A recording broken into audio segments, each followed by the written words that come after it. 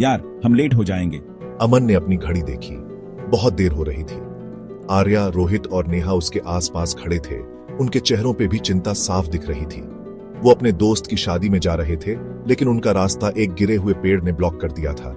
एक शॉर्टकट है, मेरे दादाजी इसके बारे में कहानियां सुनाते थे। नेहा की रूह कांप उठी। वो इसे मना रास्ता कहते थे जो भी गया कभी वापस नहीं आया। ये बस कहानियां हैं। टाइम कम था। डरते हुए सबने रिस्क लेने का डिसाइड किया। जंगल उन्हें निगल गया।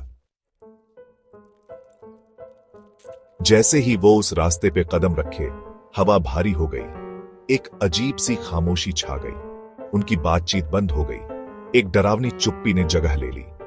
सूरज की रोशनी, जो पहले ब्राइट थी, अब पेड़ों के घने पत्तों से मुश्किल से नीचे आ रही थी।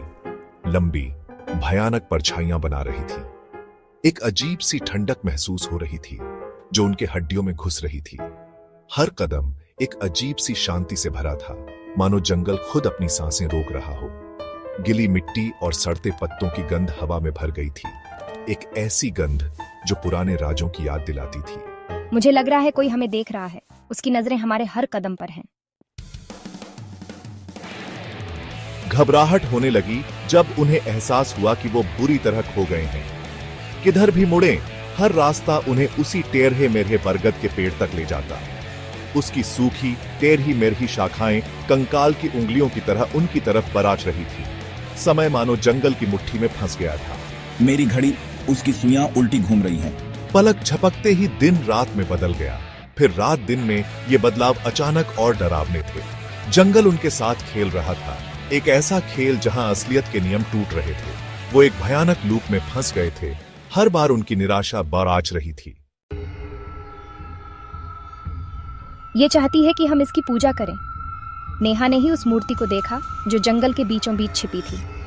वो एक भयानक आकृति थी, काले पत्थर से बनी। उसकी आंखें मानो उनका पीछा कर रही थीं। उसकी आवाज कांप रही थी।